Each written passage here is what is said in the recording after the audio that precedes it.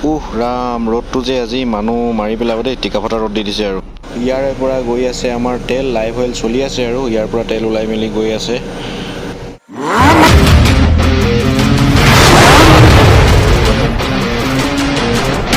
Hello' guys, welcome back to my brand new vlog. আৰু এতিয়া বাজিছে 8টা বাজিলেগৈ আৰু 8টা বজাৰ পৰা ভিডিঅ'টো আজি আৰম্ভ কৰি দিছোঁ আৰু মোৰ ছেকেণ্ড দিন।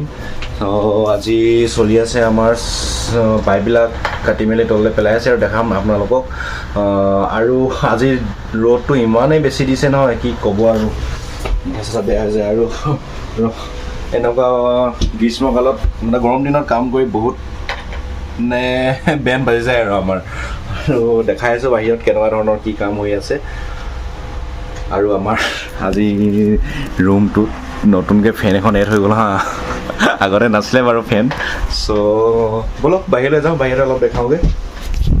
দেখিছে চশমা তচমা লগাই লৈছোঁ আৰু নহ'লে ৰ'দটো দিছে, ইমানেই ৰ'দটো বেছি দিছে কি ক'ব আৰু। চশমা লগাই মেলি হেলমেট লগাই, আৰু হেলমেটটো লগাই গৰমত নলগালেও উপায় নাই, নিপিন্ধিলেও উপায় নাই ছেফটিৰ কাৰণে। চ' পিন্ধিবলগীয়া হৈ যায়। আৰু ইয়াত গেটৰ ভিতৰত সোমোৱাৰ লগে লগে আপুনি গোটেই ছেফটিৰ প্ৰচিডিউৰটো ফ'ল' কৰিব লাগিব, কাৰণ ভৰিত ছেফটি শ্বু থাকিব লাগিব, হেলমেট থাকিব লাগিব, ছেফটি মানে কভাৰল থাকিব লাগিব। সকলোখিনি বস্তু থাকিলেহে আমাৰ ইয়াতে এণ্ট্ৰি কৰিব পাৰে, আদাৰৱাইজ ইয়াত এণ্ট্ৰি কৰাৰ হেৰি নাথাকে, পাৰ্মিশ্যন নাথাকে। চ' পূৰা গেট আপত ৰেডি হৈ গৈছোঁ।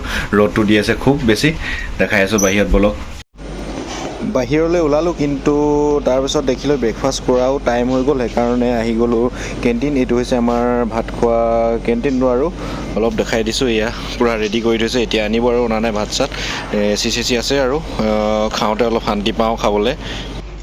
তো খাই মেলি আহি গ'লোঁ ডিউটি কামৰ জেগালৈ। আৰু এইফালে চলি আছে আমাৰ কাম দেখিছে। আৰু এতিয়া মানে বেলেগ কোম্পানী এটাৰ কাম কৰি আছে, বেলেগ ধৰণৰ জব, এইটো লগিং জব বুলি কয়। চ' কেচিঙৰ আগতে হৈছে। তাৰপাছত দেখিছে ৰ'দটো কিমান জোৰ দিছে। 5 minutes later.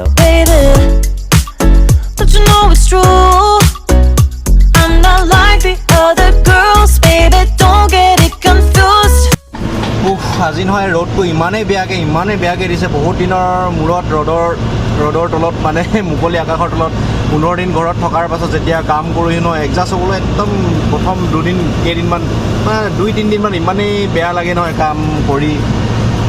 এডজাষ্ট হ'বলৈ দিগদাৰ হৈ যায় মানে, চবৰে হয়। সকলো মোৰ ক্ষেত্ৰত নহয়, সকলো ক্ষেত্ৰতে হয়। আমাৰ যেতিয়া ডিউটি 15 দিন ডিউটি হয়, 15 দিন অফ হয়। তাৰপাছত আজি কিন্তু ইমান ৰ'দত, সেই তাত ওপৰত দেখিছে আপোনালোকক তাতে ওপৰত দেখাইছোঁ। কাণপুলিত ব্ৰিজ কৰিব গ'লোঁ, ইমানেই ৰ'দ পৰিলে নহয়, ইমানেই ৰ'দ পৰিছে, বেছি দেৰি তাতে ৰ'ব নোৱাৰিলোঁ। সেইকাৰণে নামি আহি ইয়াতে দেৰিকৈ অলপ বহিছোঁ। তাৰপাছত আমাৰ আজি বিভিন্ন ধৰণৰ কাম আছে। তাতে আমাৰ ৰানিং কৰিব আছে, কাৰণ তাতে আমাৰ গ্ৰীজ কৰিব লাগে। গ্ৰীজ নকৰিলে হয়তো জাম হৈ যাব পাৰে, কাৰণ গ্ৰীচিং কৰি থাকিলে তেতিয়াহে পুলিকেইটা যিকেইটা দেখাইছিলোঁ সেই পুলিকেইটা ঘূৰিবলৈ অলপ ইজি হয়। ছাইডত এয়া দেখাই দিছোঁ। চ' আজি কি হয় তাকে, আজি এনেকুৱা ধৰণৰে কাম হৈ আছে আৰু বিভিন্ন ধৰণৰ কাম চাই থাকিব ভিডিঅ'টো। আজি দিনটোৰ কেনেকৈ পঠিয়াওঁ আমি। আৰু ইয়াতে আৰু এটা কথা কওঁ, কালি মই ভালকৈ নিউজটো চোৱা নাছিলোঁ, কাৰণ অলপ বিজিও আছিলোঁ কামত।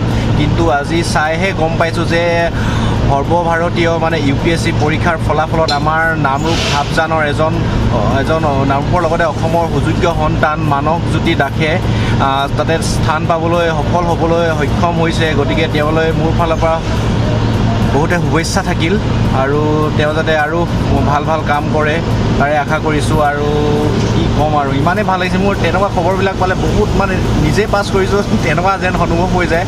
আৰু তেওঁ আৰু আমাৰ একেবাৰে ওচৰৰে হয়, গতিকে আৰু ভাল লাগিছে। ইমান ডাঙৰ এক্সাম এটাত তেওঁলোকে ইমান ভাল স্থান লাভ কৰিছে, গতিকে খুবেই ভাল লাগিছে। তাকে শুভেচ্ছা যাচিলোঁ তেওঁলৈ। তেওঁ গোটেই অসমৰ লগতে নামৰূপৰ সুযোগ্য সন্তান।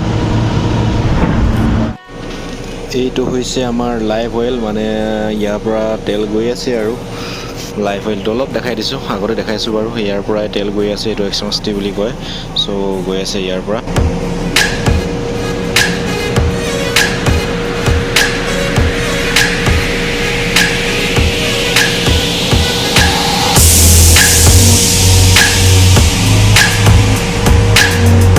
আৰু আজি আমাৰ মেইন লাইন যিডাল ডিল লাইন বুলি কওঁ আৰু যিডালৰ ওপৰতে আমাৰ সকলোৰে ভৰসা, যিডালৰ ওপৰত হেং হৈ থাকে আমাৰ ইমান ডাঙৰ ব্লক TDS এইবিলাক সকলো হেং হৈ থাকে। আজি সেই লাইনডাল আমি শ্লিপ কৰিছোঁ, মানে চেঞ্জ কৰিছোঁ।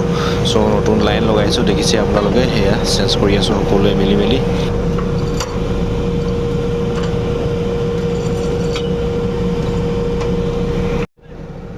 আৰু এতিয়া সেই ওপৰলৈকে দেখিছে ন, সেই ওপৰৰ পৰা ওলমি আছে আৰু তাৰ পৰা এই তললৈকে আছে। অলপ দেখাই আছিলোঁ, আপোনালোকক দেখিছেই, অলপ দেখাই দিছোঁ।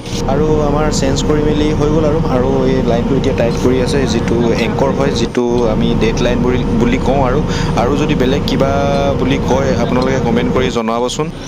এইটোৰ ওপৰতে সকলোৰে ভৰসা আৰু টাইট কৰিবই লাগিব। ঐ ভালকৈ দে টাইট ভালকৈ। তো গাইছ আহি গ'লোঁ আৰু ডিউটিৰ পৰা দেই। আজি কিন্তু পূৰা ভাগৰ লাগি গ'ল। ৰ'দটো দেখিছিলে, ইমান জোৰ ৰ'দ, আৰু এতিয়া দিয়া নাই, দিব নিচিনা লাগিছে আৰু বৰষুণ দিব নিচিনা লাগিছে, ক'লা মূলা কৰি গৈছে বতৰটো। কিন্তু দিনত ক'বই নালাগে, বহুত ৰ'দ। আজি পালোঁ আৰু ভালকৈ অলপ গা চা ধুই এতিয়া ফ্ৰেছ হৈ লগ পাইছোঁ তাৰপিছত। A few moments later. আৰু আজিৰ ভিডিঅ'টো ইমানখিনি, আৰু লগ পাম অন্য এটা নতুন ভিডিঅ'ত। তো আজিৰ ভিডিঅ'টো কেনেকুৱা পালে আপোনালোকে কমেণ্ট কৰি জনাব। তো জয় অসম। আৰু চেনেলটোলৈ নতুনকৈ আহিছে যদি আপোনালোকে প্লিজ ছাবস্ক্ৰাইব কৰি দিব। ছাবস্ক্ৰাইব কৰিলেহে অন্য এটা ভিডিঅ' বনাবলৈ সাহস পাওঁ, ভাল লাগে মনটো। তো জয় অসম।